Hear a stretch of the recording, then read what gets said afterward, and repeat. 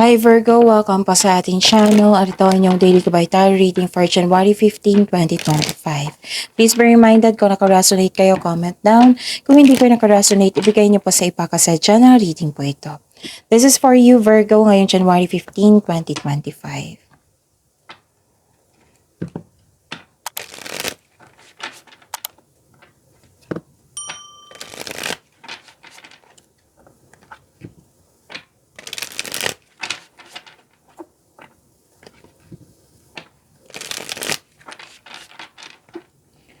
Para po ito sa inyo, Virgo, ngayong January 15, 2025.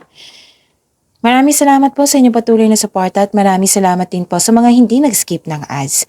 Gamitin ang reading na ito bilang gabay lamang sa mga hindi pa nag-subscribe, subscribe na po kayo at click bell notification para malaman nyo na may bago tayong video. Para sa mga gusto magpa-reading po, may lumabas dyan sa screen nyo ngayon. Panoorin nyo po at sundin ang instruction. Spirit's Guide, mga ganap po para kay Virgo ngayong January 15, 2025. I need 3 cards po.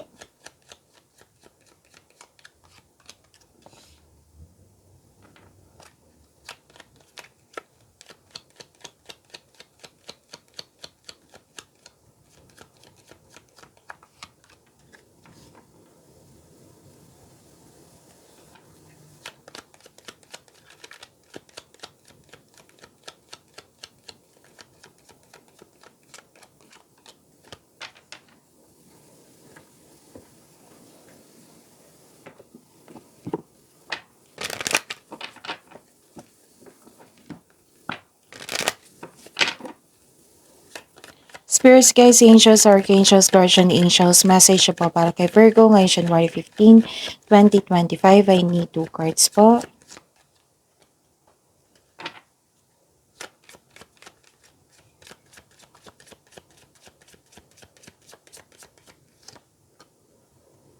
Okay, ngayon January 15, 2025, Virgo. Wow, prosperity. Ang ganda nga ng cards nyo, oh.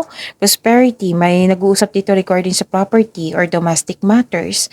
Pwede din home-based yung trabaho mo. Pwede din nagpahinga kayo sa bahay nyo ngayon. Kasi, and pwede din mag-iisip ka na mag-staycation ka sa bahay. Kasi you feel relaxed, calm, and security pag nasa bahay kayo. May solusyon sa problema, oh. May nakita kong solusyon sa problema, sagot sa inyong mga katanungan. May hope and healing and personal growth akong nakikita dito. Personal development, nakikita ko po. Blessings, nakatanggap kayo ng blessings. Maraming ideas na bibigyan mo ng aksyon. Pwede din nagkaroon ng fame or recognition. Parang nag-research kayo dito sa internet para may makuha kayong kaalaman. Okay, sabi po ni Archangel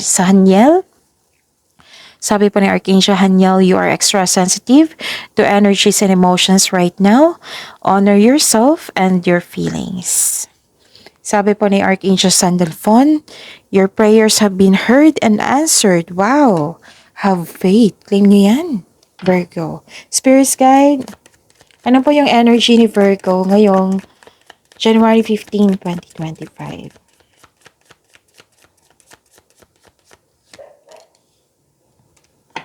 And the clarification at this card po.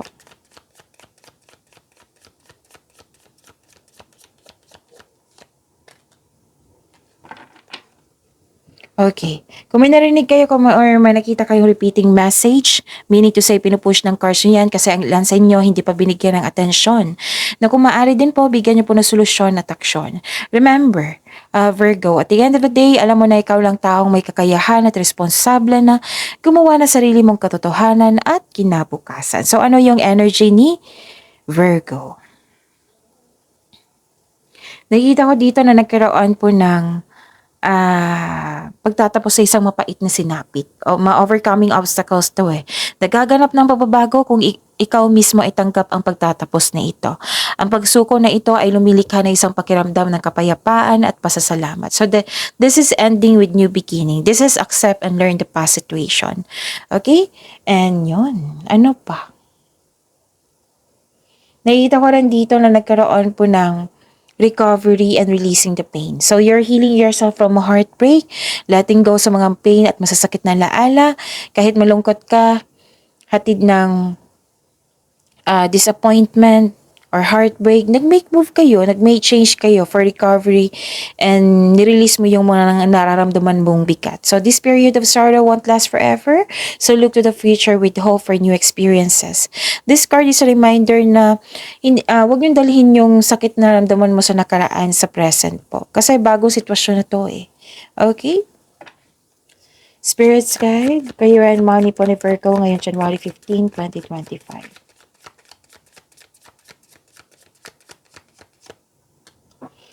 And the clarification of this card po.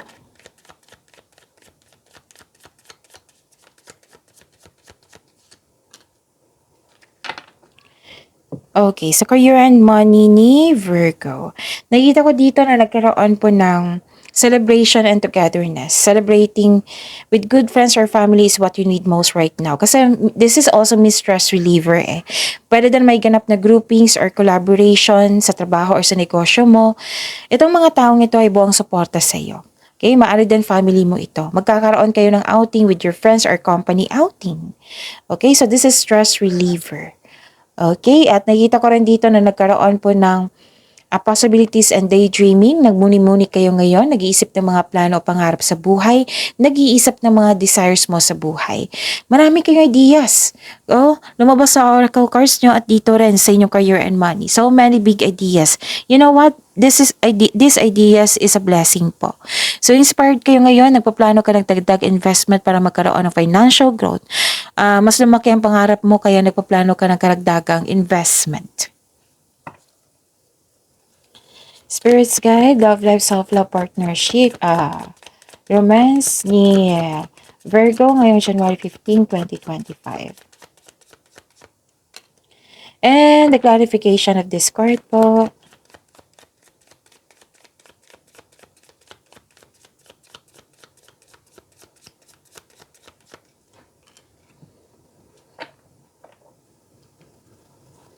Maraming salamat po sa patuloy na tiwala at suporta sa ating channel. At maraming salamat din po sa mga hindi nag-skip ng ads. So, yun. May nakita kong persistence, self-reliance dito. Para sa mga single, makakaranas ka ng hirap sa pagtanggap ng bagong tao sa buhay mo. Kasi gusto mong pumasok sa bagong relasyon pero guarded ka. Sabi ng card nyo dito, try to fix and forgive yourself bago tumanggap ng relasyon upang sa gayon magaan ang iyong pakiramdam at fair din ito sa bagong tao para sa inyong buhay. Yun. You have to forgive yourself first, okay? And wow, ang ganda nito ha. Nakita ko dito na nagkaroon po ng chance na ma-meet mo yung new romantic partner mo sa mga may relasyon sa buhay mag-asawa na may problema or hindi pagkakaunawaan na may pagbabagong darating na ikakasiyan nyo, Virgo. So this can also means a blessings in your relationship. May magandang new experiences after a time of sadness. So you are moving from a painful cycle to happiness. So embrace the new situation na dumating sa inyong buhay. So ano pa? So yun na, may hindi kayo pagkakaunawaan or nahirapan kayong gumawa ng desisyon or hindi pagkakaunawaan sa partner mo, sa isang tao. Pero at the end of the day, may darating na blessings na mag-uusap kayo para magkaayos. Okay? It might be naka-receive kayo ng good news, naka-receive siya ng good news, tapos kinwento na, tapos naging okay na kayo. Okay? So, to fix the imbalance, look inward to see where you can find the source of this harmony.